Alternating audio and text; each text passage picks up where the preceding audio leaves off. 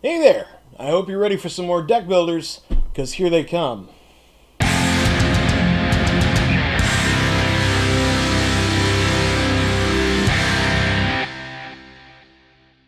Welcome to part 2 of my deck building video on this Mechanic Manic series. We're looking at more deck building games, starting, as you can imagine, with Trains.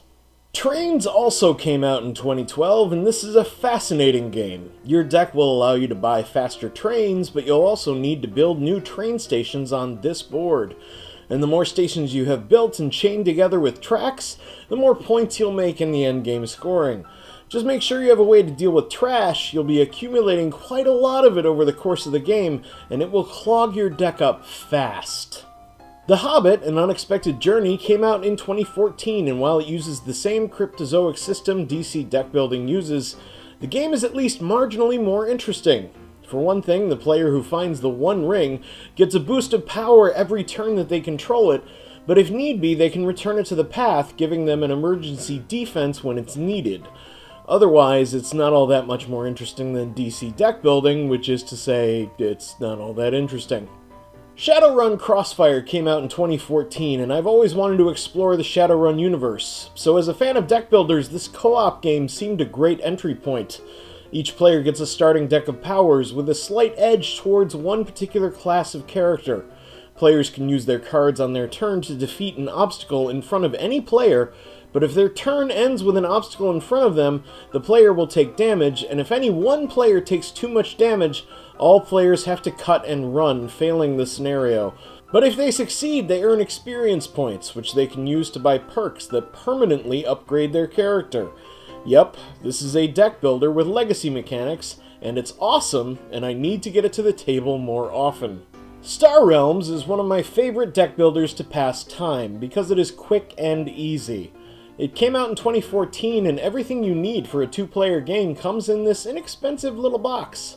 So it's super portable, but if you want to play with more players, just buy more decks. Players start with a starter deck of trade ships and starfighters, and you can buy cards from an Ascension-style market. And the more cards of a particular faction you have, the stronger they all become if you play them in a single turn, setting off their faction abilities, and you can also buy bases and outposts that can shield you from opponents' attacks. Each player starts with 50 hit points. Whoever can drop their opponent to 0 first wins. It's simple, but addicting. Arctic Scavengers came out in 2015, but I only played it recently, and now that I have, I'm wondering what took me so long. Each player leads a tribe of the last humans on Earth after climate change kills most of us. Looking forward to that. And you'll be buying cards that allow you to go digging in the junk pile for tools or medicine, to help you hire mercenaries that will fight in skirmishes with the other players' tribes to win contested resources, which are the most powerful cards in the game. It's an experience that somehow feels real. When you go digging through trash, desperate for some medicine that will convince a scout to join your tribe, or when you consider trashing the nearly useless and helpless refugees to make your deck stronger, knowing that a single one of them could win you the game, Arctic Scavengers really came alive for me. In the arms of the angel. The Big Book of Madness came out in 2015, and this is a cooperative deck building game where players are magic students in a discount Hogwarts, and they accidentally open the titular Big Book of Madness and have to use all their skills to close it. Each page of the book cleverly features another threat with several phases to defeat, and players have to work together and cleverly use their cards and abilities to close the book before time runs out. It's an intense game, yet somehow weirdly forgettable. This hasn't come to the table in over a year. Xenoshift Onslaught released in 2015 as well, and this is also a co-op deck building game, but it also has elements of tower defense. Each player starts with a base deck of Frunium and cannon fodder soldiers, and you can use Frunium to buy stronger soldiers, equipment, and traps, only unlike just about every game on this list, cards you buy go straight into your hand and can be used immediately, which is important because the aliens come at you hard and fast. Your soldiers will get eaten. But you don't want to let too many aliens past you, as each one will damage your base. But if you can survive 9 waves of enemies, and your base has at least 1 hit point left, everybody wins. This is a thrillingly intense game where players have to smartly help each other out when needed. After all, it does little good if you kill all of your aliens, but someone else lets all of theirs through to ravage the base. Attack on Titan deck building game from 2016 is a twist on the DC deck building formula, in that now cards provide 2 currencies, power and move. You'll need move to run back and forth between walls to fight off the Titans assaulting them. But be forewarned, these Titans are tough. We just barely managed to take down the final Titan in our first and so far only game.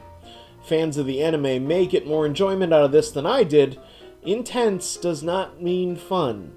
Clank, a deck building adventure released in 2016, and it's an intriguing take on deck building, mixing some pick up and deliver ideas in, as you play cards to move, buy new cards, fight your way past monsters, to try and grab the priciest treasure you can and get back out of the dungeon before the dragon wakes up and fries you to a crisp.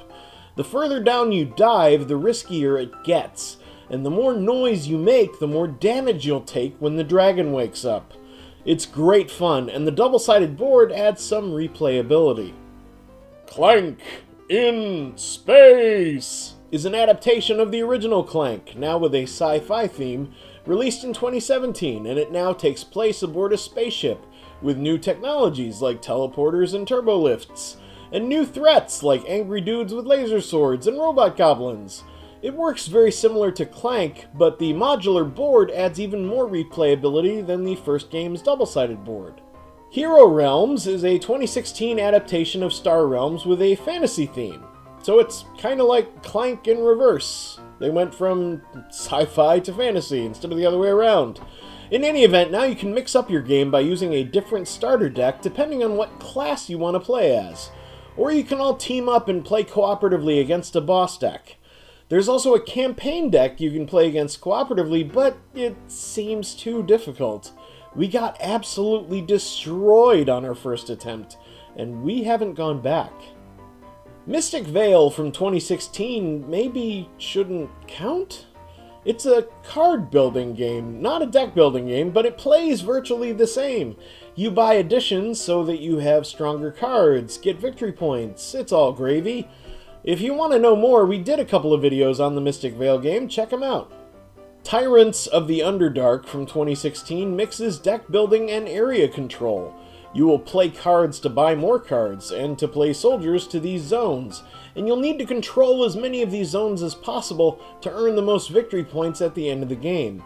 Or you can earn points by defeating opposing soldiers, or just from buying cards. There are numerous choices here, but in my experience, the game dragged on just a bit too long, and towards the end I couldn't wait for the game to be over. Century Spice Road is a fascinating new game released in just 2017, and it is swiftly becoming one of my favorites, even though I'd describe it as more of a hand builder than a deck builder. You're all spice merchants trying to fill orders for victory points.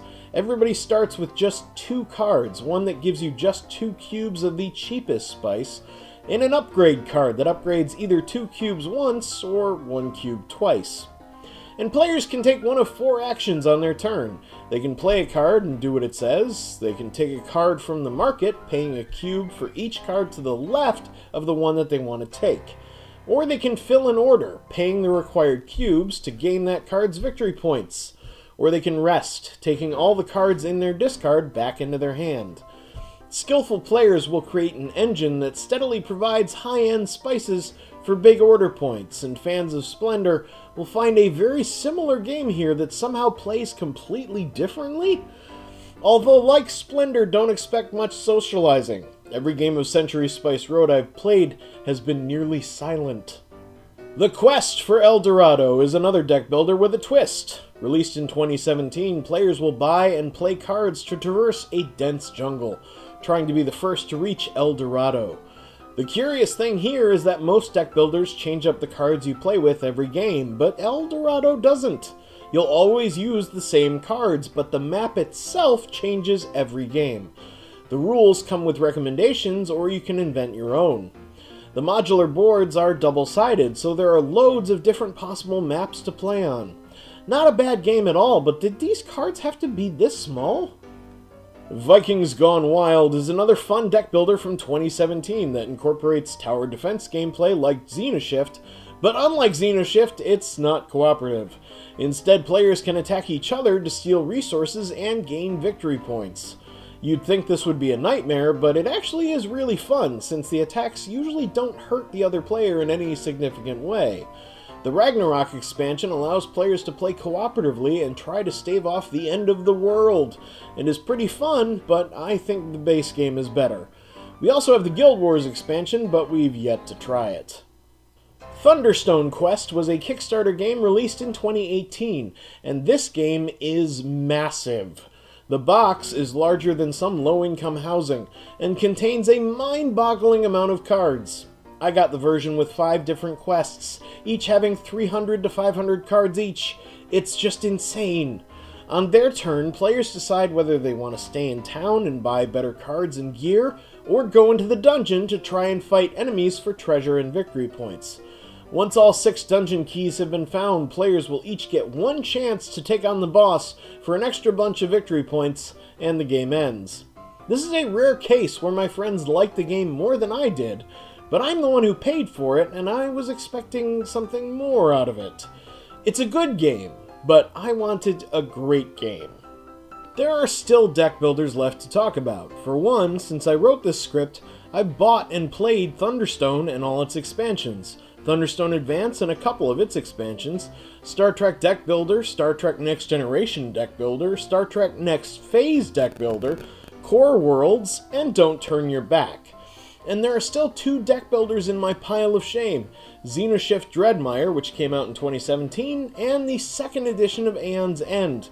I've played the War Eternal version, and that's like a never-ending heart attack, but I've heard the original is easier, so I'm looking forward to trying it out. I've also got something of a deck building game surprise coming soon in a future video. If you want to see it, you'll just have to subscribe, won't you? And click the bell, I hear that helps too. As usual, let's make this the start of a conversation. What do you think about deck building games? Which ones do you like that I've missed? Which ones didn't you like and why? Please let me know all of your ideas and opinions in the comments below, and I'll be happy to read them. In the meanwhile, if you enjoyed this video, please click the subscribe button and the little bell icon.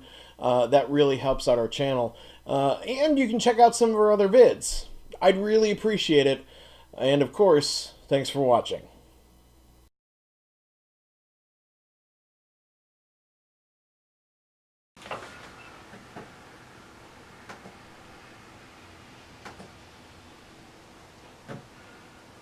Keep getting all these friend requests from people I've never even heard of. Who are the masters of boredom? Some weirdos.